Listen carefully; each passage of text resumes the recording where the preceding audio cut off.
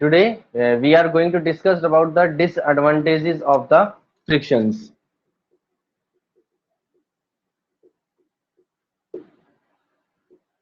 Disadvantages of friction की क्या क्या डिसएडवांटेज होती है, ठीक है। तो फर्स्ट अगर हम बात करें friction wear out the soles of the shoes means, जैसे अगर हम इसमें एग्जांपल लें कि हिंदी में मैं अगर अब इसको एक्सप्लेन करूं कि फ्रिक्शन की हेल्प से, मतलब फ्रिक्शन के कारण जो हमारे जूतों के सोल होते हैं नीचे के या स्लीपर के सोल्स होते हैं वो सारे घिस जाते हैं। Friction away the soles of our wear away the soles of our shoes means कि जैसे जब हम चलते हैं तो आपने देखा होगा, अगर आप कोई नया शूज लेकर आए हो, कुछ टाइम बाद क्या होता है, वो सारा जो उसका सोल होता है ना नीचे से, वो सारा घिसता चला जाता है। वो किसकी वजह से घिस रहा है? कि वो फ्रिक्शन है हमारे सोल्स के बीच में, शूज के सोल्स के बीच में और जिस पर हम ग्राउंड पर चल रहे हैं उसके बीच में।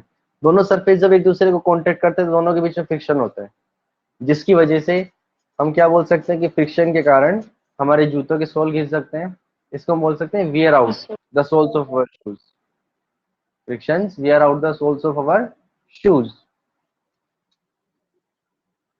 Friction wear out the soles of our shoes.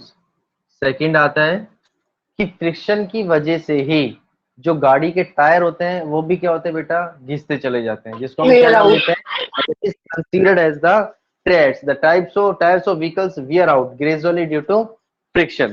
कि जो व्हीकल्स के टायर होते हैं उनके बीच में भी और सरफेस के बीच में भी कंटिन्यूसली क्या होता है बेटा, फ्रिक्शन होता है। जिस फ्रिक्शन की वजह से जब गाड़ी के टायर होते हैं तो धीरे धीरे क्या होते हैं, सारे के सारे वो नीचे से घिसते चले जाते हैं। समझ में आ रहा है? Friction the tires of the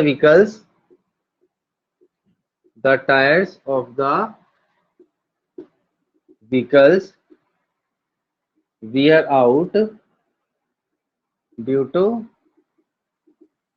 friction। कि जो गाड़ी के टायर होते हैं वो भी क्या होते हैं, घिसते चले जाते हैं फ्रिक्शन की वजह से। This is also the major disadvantage of the friction. Yes नमन।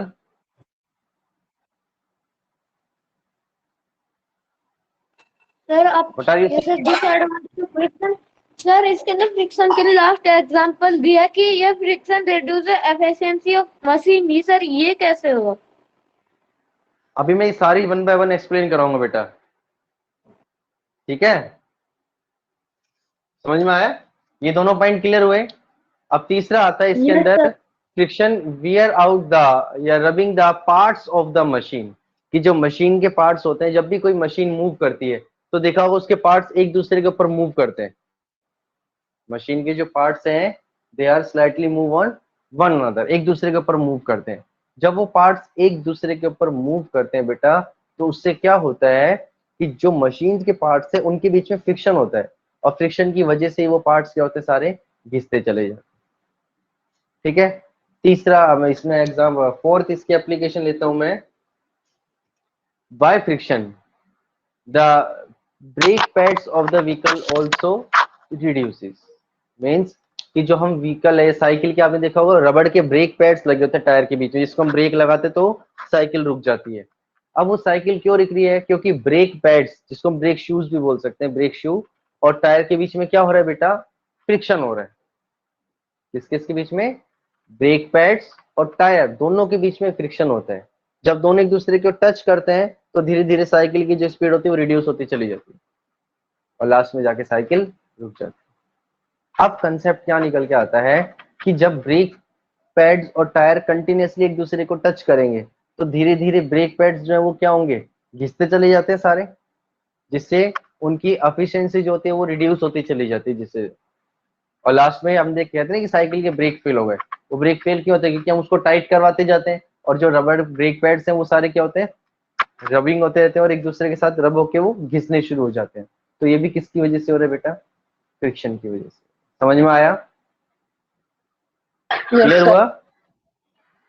अब इसके बाद जो स्टेयर केस होते हैं, the staircase of the building, also reduces just because of friction. देखो जब हम किसी भी स्टेयर के मतलब पैडों पे चढ़ते हैं, घर पे स्टेयर्स होती है ना हमारी, तो जब हम पैडियों पे चढ़ना शुरू करते हैं तो कंटिन्यूअसली हमारे जो शूज है वो उनको टच करते हैं, मतलब एक दूसरे के ऊपर रब करते हुए जा रहे हैं हम।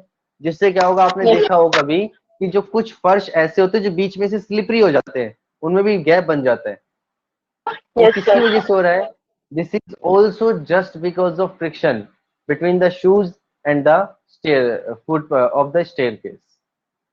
जो स्टेप्स होते हैं स्टेयर केस के, उनके बीच में फ्रिक्शन होता है, और शूज के बीच में जब हम चलते हैं तो जिससे वो स्लाइटली धीरे धीरे क्या होते हैं बेटा, रब होते हैं, और धीरे धीरे वो खींचना शुरू हो जाते हैं, सारे के सारे खराब होते चले जाते हैं, इससे स्लिपरी होने का डर रहता है।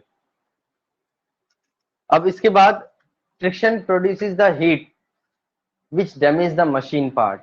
जब देखो मैं एक सिंपल सा एग्जांपल लेता हूँ, अगर आप अपने दोनों हाथों को आपस में रब करो, ठीक है, जब हम दोनों हाथों को रब करते हैं तो आपने क्या, दोनों में हीट प्रोड्यूस हो रही है और दोनों हाथ गर्म हो गई है। अब सेम हम तो धीरे रब कर रहे हैं, बट जो मशीन के पार्ट्स होते हैं they are rubbing each other very fast, बहुत स्पीड से एक दूसरे को वो रब करते हैं। The parts of the machines are rub each other very fast. जब एक दूसरे को रब करेंगे वो, तो धीरे धीरे मशीन में क्या होगी, हीट प्रोड्यूस होगी। मशीन में क्या प्रोड्यूस होगी, हीट प्रोड्यूस होगी, और वो हीट उन मशीन पार्ट्स को डैमेज कर देती है बेटा। This heat energy damage the machine parts just because of friction. किसकी वजह से करती है, फ्रिक्शन की वजह से करती है, ठीक है। इसके बाद एक डिसएडवांटेज कहते हैं friction reduces the efficiency of the machine. जैसा भी आपने पूछा, ये जो फ्रिक्शन है वो मशीन की एफिशिएंसी को कम कर देती है। क्यों कम कर देती है? एक तो कोई चीज स्पीडली मूव कर रही है, ठीक है, और क्या हुआ, जब दो के बीच में फ्रिक्शन हुआ तो उसकी स्पीड क्या हो गई, रिड्यूस हो गई फ्रिक्शन की वजह से। फ्रिक्शन की वजह से मूविंग मशीन पार्ट्स जो होते हैं बेटा, नमन आपका क्वेश्चन यही था कि रिड्यूसेस कैसे करता है एफिशिएंसी को। तो जो मशीन पार्ट्स एक दूसरे के ऊपर मूव करते हैं, फ्रिक्शन की वजह से उनकी स्पीड रिड्यूस होती है, और जब स्पीड रिड्यूस होगी तो वो किसको रिड्यूस करेगी, एफिशिएंसी, कार्य क्षमता ऑफ द मशीन। मशीन की जो भी एफिशिएंसी है उसको रिड्यूस करती चली जाती है। समझ में आया? इसके अलावा फ्रिक्शन मोशन, ये फ्रिक्शन जो है उससे किसी भी ऑब्जेक्ट का जो मोशन होता है वो क्या हो जाता है, स्लो होता चला जाता है, कम होता चला जाता है, क्योंकि उस ऑब्जेक्ट के बीच में और सामने जब वो जिस ऑब्जेक्ट जिस सरफेस पे चल रहा है उसके बीच में, दोनों में क्या हो रहा है, फ्रिक्शन हो रहा है, और वही फ्रिक्शन क्या करेगा, उसके मोशन को स्लो करता चला जाता है। समझ में आया बेटा? किसी बच्चे को कोई डाउट? No sir. इस लाइन को एक एक वर्ड में बोल सकते हैं, friction causes wear and tear. ये जो दोनों मैंने पॉइंट बताए ना आपको, इसको सिंपली बोल सकते हैं friction causes wear and tier. कि फ्रिक्शन के कारण ही हमारे जो शूज है वो सारे घिस जाते हैं नीचे से, ठीक है, फ्रिक्शन। यस गार्गी, जब नहीं दिख रहा। गार्गी माइक ऑफ करो बेटा, आवाज आपकी क्लियर नहीं है। फ्रिक्शन के कारण जूते के जो शूज सोल्स होते हैं वो घिस जाते हैं, ठीक है। फ्रिक्शन के कारण गाड़ियों के टायर घिस जाते हैं, साइकिल के टायर घिस जाते हैं, जिससे क्या होता है, फिर वो स्लिप होना शुरू हो जाते हैं। अगर आपने देखा हो, आपने कोई फ्लोटर पहन रखी, नई चप्पल पहन रखी है, तो आप उस चप्पल को पहन के फिसलने के चांस बहुत कम होते हैं, क्योंकि उसमें क्या होता है, नीचे ग्रूव्स बने होते हैं, नीचे जिसको हम डिजाइन बोलते हैं वो ग्रुप्स बने हुए होते हैं। और जब हम उसको कंटिन्यूअसली यूज करते हैं शूज को, तो क्या होता है, फ्रिक्शन की वजह से सारे के सारे ग्रुप्स जो बने हुए हैं वो सारे खत्म हो जाते हैं, बिल्कुल प्लेन सरफेस हो जाते हैं नीचे से। अब जब प्लेन सरफेस होगा तो एक तरह से स्मूथ सरफेस हुआ, और वो स्मूथ सरफेस फ्रिक्शन को रिड्यूस करेगा, जिससे हम फिसल सकते हैं। फ्रिक्शन के कारण ही मशीनों के जो पार्ट्स होते हैं वो भी घिस जाते हैं, क्योंकि एक दूसरे को रब करते हैं तो दोनों के बीच में फ्रिक्शन होगा, जिसकी वजह से जो मशीन पार्ट्स होते हैं दे विल डैमेज, खराब हो जाते हैं सारे के सारे। फ्रिक्शन के कारण ही जो हमारे ब्रेक पैड्स होते हैं साइकिल के या दूसरे व्हीकल के, वो सारे घिस जाते हैं, ठीक है। जो स्टेयर केस की स्टेप्स होती हैं वो सारी घिस जाती है फ्रिक्शन की वजह से। फ्रिक्शन मशीन की एफिशिएंसी को कम कर देता है। फ्रिक्शन किसी भी ऑब्जेक्ट का जो मोशन होता है उसको क्या कर देता है बच्चे, स्लो कर देता है, धीरे कर देता है। तो ये सारी क्या बताई मैंने आपको, these are the disadvantages of the friction, ये फ्रिक्शन के नुकसान होते हैं। मैंने आपको बताया था ना पहले की जो एडवांटेज क्या होती है, और अब क्या बताइए हमने, disadvantage. Now we are going to discuss about the methods of increasing the friction, कि हम फ्रिक्शन को इंक्रीज कैसे कर सकते हैं। ठीक है, देखिए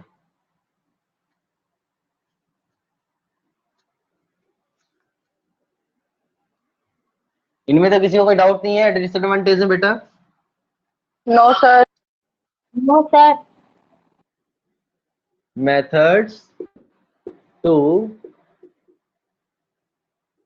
increase the friction, methods to increase the friction, कि हम फ्रिक्शन को इंक्रीज कैसे कर सकते हैं। ठीक है, देखिए अब अगर हम इसके अंदर केस लें, इसको हम दूसरा यही बोल सकते हैं, how to increase the friction, how to increase the friction, friction को इंक्रीज कैसे करते हैं, method to increase the friction. तो फर्स्ट पॉइंट इसमें क्या होता है, grooves are made in the sole Shoes. of shoes, कि देखो जैसे ये जूता है हमारे पास, सपोज करो शूज का डिजाइन है कोई, ठीक है, ये शूज का डिजाइन है। अब देखो इसके नीचे ना ऐसे डिजाइन बने हुए होते हैं इस सोल्स के अंदर, यस सर। इस तरह के कुछ इस तरह के डिजाइन बने हुए होते हैं। ठीक है, इनका काम क्या होता है, दे प्रोवाइड द ग्रिपिंग, ये सरफेस को रफ बना रहे हैं, इस सरफेस को क्या बना रहे हैं बच्चे, रफ बना रहे हैं। और सरफेस रफ बनाने से ये क्या प्रोवाइड करवाते हैं, एक ग्रिपिंग प्रोवाइड करवाते हैं, किसके बीच में, इनके सोल्स के बीच में और ग्राउंड के बीच में। जब ग्रिपिंग होगी अच्छी, फ्रिक्शन इंक्रीज हो गया इसका मतलब, और ग्रिपिंग अच्छी होगी तो हम जल्दी से स्लिप नहीं हो पाएंगे। इसलिए जितने भी शूज होते हैं जिसमें प्रॉपर ग्रिपिंग होती है, तो आप देखो कभी भी नए शूज को जब हम पहन के चलते हैं ना, तो वो जमीन से चिपक के चलते हैं, मतलब उसमें स्लिप होने का जो चांस होता है वो नहीं, क्योंकि जो ग्रूव्स हैं ये क्या करते हैं, फ्रिक्शन इंक्रीज कर देते हैं। इसलिए चाहे शूज है चाहे वो स्लीपर है, कि जब भी हम उसके अंदर ग्रूव्स बनाते हैं तो उसका मेन पर्पस क्या है, टू इंक्रीज द फ्रिक्शन। अब ये फिल इन द ब्लैंक्स में भी पूछा जा सकता है क्वेश्चन आपसे, grooves are made in the soles of the shoes to dash the friction, dash मतलब फिल इन द ब्लैंक्स आ गया, इंक्रीज के लिए डिक्रीज के लिए, तो क्या आएगा, इंक्रीज द फ्रिक्शन, इंक्रीज कर सके। समझ में आया? सेकंड पॉइंट, सेकंड पॉइंट अब सेम ले सकते हैं, threads, threads are made in the tyres of the vehicle. Threads का मतलब भी हम बोल सकते हैं सिंपली डिजाइन,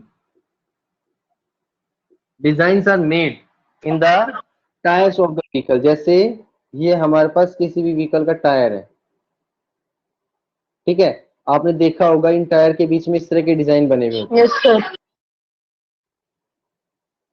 ठीक है, अलग अलग तरह की, किसी में लाइनिंग भी होती है बीच बीच में, होता है ऐसे। अब ये डिजाइन क्यों बनाए जाते हैं, इसका भी रीजन समझो, कि टू प्रिवेंट द स्लिपिंग, रोकने के लिए, ताकि वो फिसले ना। कैसे होगा ऐसे, कि सपोज करो बारिश के दिनों के अंदर जब हम व्हीकल से जा रहे हैं, तो रोड पे अगर पानी भरा हुआ है, तो क्या होता है कि जो रोड का सरफेस है, ठीक है, पानी भरने की वजह से वो एक स्मूथ सरफेस बन गया, जो उनकी रफनेस थी वो वाटर से फिल हो गई, तो इसका मतलब सरफेस कैसा हो गया, स्लिपरी सरफेस हो गया, सरफेस कैसा होगा, स्लिपरी सरफेस हो गया।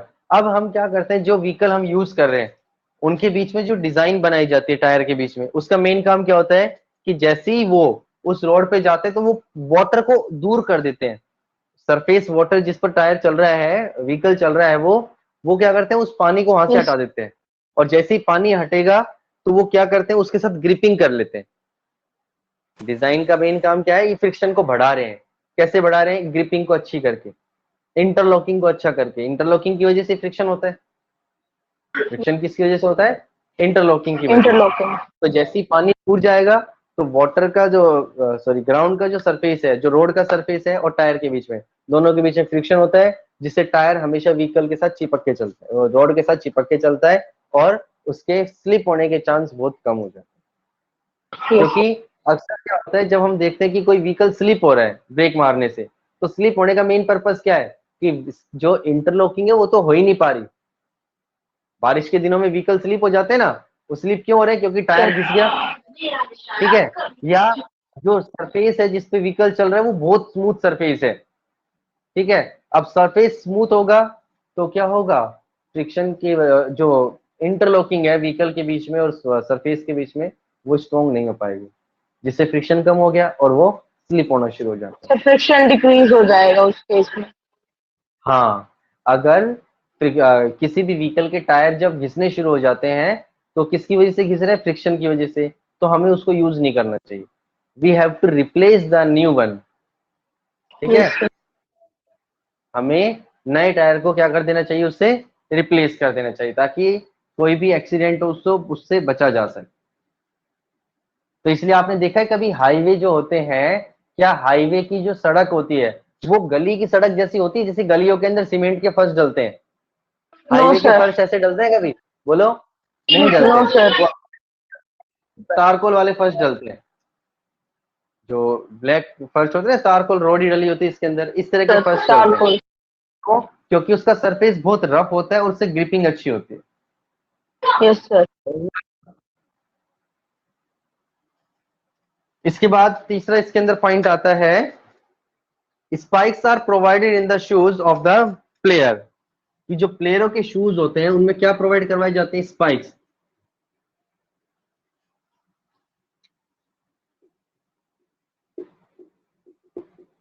Spikes are provided in the shoes of the player to prevent skidding। देखो, जो ना प्लेयर होते हैं, जैसे एथलीट प्लेयर है, तो जो उनके शूज होते हैं ना, उसमें क्या होता है, नीचे स्काइट्स होती है, कील होती है छोटी छोटी, Yes, sir. ठीक है, छोटी छोटी।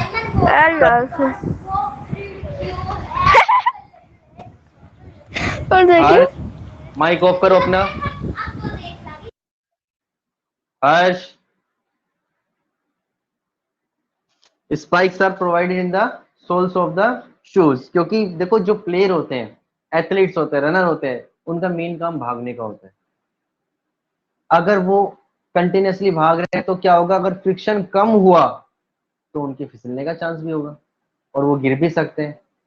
तो इससे बचाने के लिए क्या किया जाता है, उनके शूज में स्पाइक्स प्रोवाइड करवाए जाते हैं, छोटी छोटी कीलें होती हैं, ठीक है। वो उनको ऐसे एडजस्ट किया जाता है जिससे फ्रिक्शन इंक्रीज हो जाए, और वो अगर रनिंग भी कर रहे हैं तो उनका शूज जो है वो सरफेस के साथ अटैच चिपक के चले, वो फिसले ना वहां Yes, पे। sir.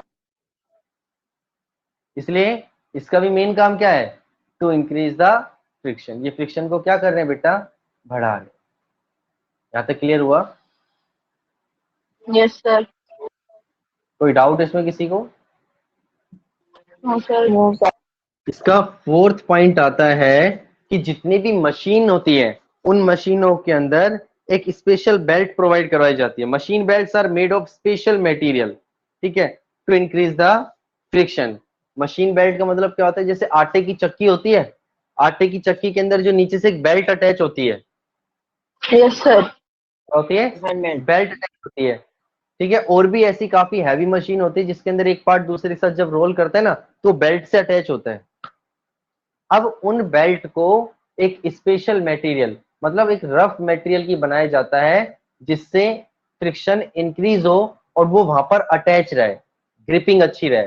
क्योंकि अगर वो सरफेस स्मूथ होगा तो बेल्ट बार बार फिसल जाएगी रोटेटिंग होते टाइम। Sir. Yes, sir. इसलिए वो ऐसे मटेरियल की बनाया जाता है जिससे वो स्लिप ना हो। तो वो क्या काम है? टू इंक्रीज द फ्रिक्शन, ताकि फ्रिक्शन को बढ़ा सके, बेल्ट जो है वो अच्छे से उसमें होल्ड होके रह सके, ठीक है। इसके बाद इसके अंदर एक फिफ्थ पॉइंट आता है कि जो प्लेयर्स होते हैं, एथलीट्स होते हैं, दे रब Yes, sir. Their hand the sand during the game. कि जब वो गेम Yes, खेलते sir. हैं, खो खो है, तो क्या करते हैं, बार बार अपने हाथ में मिट्टी लगाते हैं। आपने देखा भी होगा। ऐसा क्यों होता है? क्योंकि जब वो खेल रहे हैं तो उनकी बॉडी में कंटिन्यूसली स्वेटिंग होती है, पसीने आते हैं, तो उनके हाथ Yes, गीले sir. हो जाते हैं। अगर हाथ गीले हो गए तो फ्रिक्शन क्या हो गया? रिड्यूस, कम हो गया। Yes, sir. फ्रिक्शन रिड्यूस हो गया तो अगर वो किसी को पकड़ रहे हैं तो उससे क्या होगा? ग्रिपिंग लूज हो जाएगी। ग्रिपिंग क्या होगी? उसकी लूज हो जाएगी, और ग्रिपिंग लूज होने से जो प्लेयर है उसका हाथ फिसल जाएगा वहां से। Yes, ठीक है sir. ना? क्या करते हैं, उसको स्ट्रॉन्ग करने के लिए अपने हाथ पे बार बार मिट्टी लगाते हैं। जब मिट्टी लगा रहे हैं तो वो अपने हाथ का जो सरफेस है उसको कैसा बना रहे हैं बेटा? Smooth Rough. सरफेस बना रहे हैं। कैसा बना रहे हैं? स्मूथ सरफेस बना रहे हैं।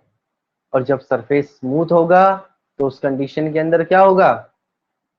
फ्रिक्शन कम हो जाएगा। और जैसे वो मिट्टी कम लगा हो रहे हैं जाए. हाथ पे, सॉरी, मिट्टी लगाने से अपने हाथ को रफ बना रहे हैं। कैसा बना रहे हैं? रफ। और Rough. रफ जब सरफेस होगा तो फ्रिक्शन क्या होगा? इंक्रीज होगा। Increase. फ्रिक्शन क्या होगा? इंक्रीज, जिससे वो किसी भी Increase. प्लेयर को इजीली पकड़ सकते हैं, होल्ड कर सकते हैं। Yes, यहाँ sir. तक समझ में आया? Yes, तो sir. इसमें किसी को कोई doubt? बताओ बेटा। जो मैंने आपको पॉइंट्स बताए हैं, methods to increase the friction, कि हम फ्रिक्शन को कैसे बढ़ा सकते हैं। तो पहले मैंने आपको बताया था, grooves are made in the soles of the shoes, कि जूतों के नीचे जो सोल्स में डिजाइन बनते हैं, वो डिजाइन सिर्फ दिखावे के लिए नहीं होते हैं। इसका मेन काम क्या है?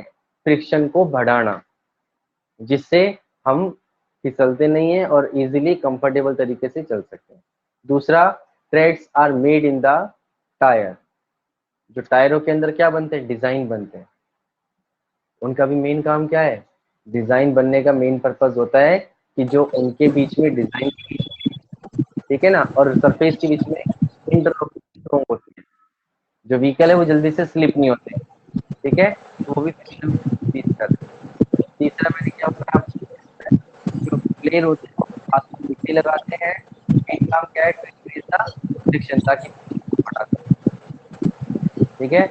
और फ्रिक्शन मशीन के अंदर क्या स्पेशल बेल्ट यूज करते हैं जिससे फ्रिक्शन इंक्रीज हो सके। ठीक है। और वो बार बार उसके जो मशीन का बेल्ट लग रहा है वो उसके सरफेस पे से स्लिप ना हो। स्पाइक्स प्रोवाइड करवाए जाते हैं इस प्लेयर्स के शूज में, ताकि वो वहां पर से स्किडिंग ना हो सके और वो इजिली रन कर सके। क्लियर हुआ बेटा? तो आज का जो हमारा टॉपिक था वो सिर्फ यही था कि फ्रिक्शन की डिसएडवांटेज मैंने आपको डिस्कस किया है, और हम फ्रिक्शन को इंक्रीज कैसे कर सकते हैं। ठीक है।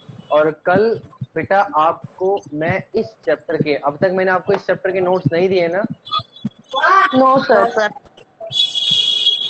कल आप इस चैप्टर के नोट्स प्रोवाइड करूंगा, और कल आपको अपनी नोटबुक कंप्लीट करनी है, क्योंकि कल लाइव क्लास नहीं लगेगी। Yes, sir. ठीक है, कल आपकी लाइव Okay, क्लास sir. नहीं होगी। कल आपका सिर्फ Sir, रिटर्न वर्क आएगा, और वो नोट्स जो है वो आपको स्कूल ऐप पे मिलेंगे। ठीक है। और टीचिंग ऐप जो है सर उसमें क्या भी आपको यस, आपकी आवाज में बहुत डिस्टरबेंस हो रहा है। बेटा ये माइक ऑफ कीजिए सभी। नितेश,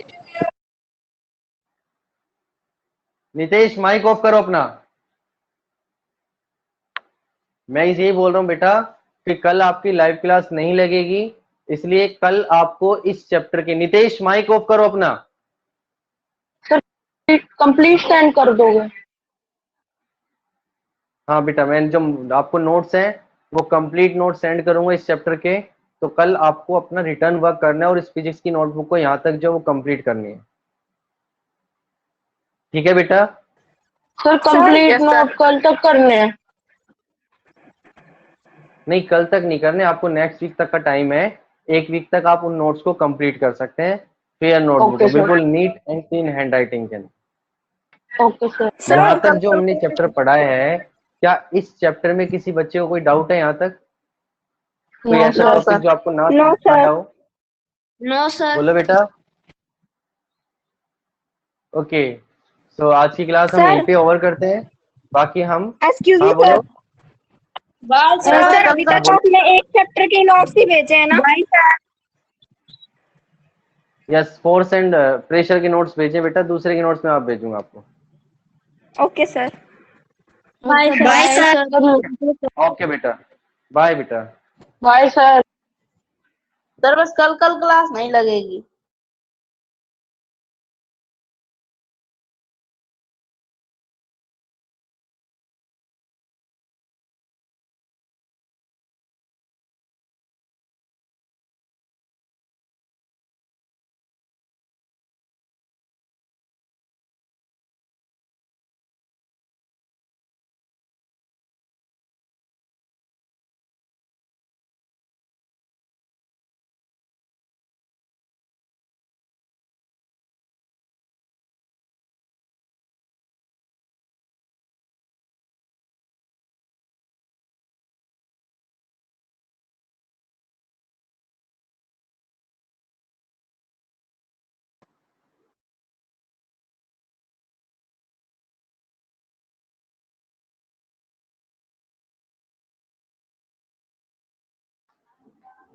निशा, लीव द क्लास बेटा।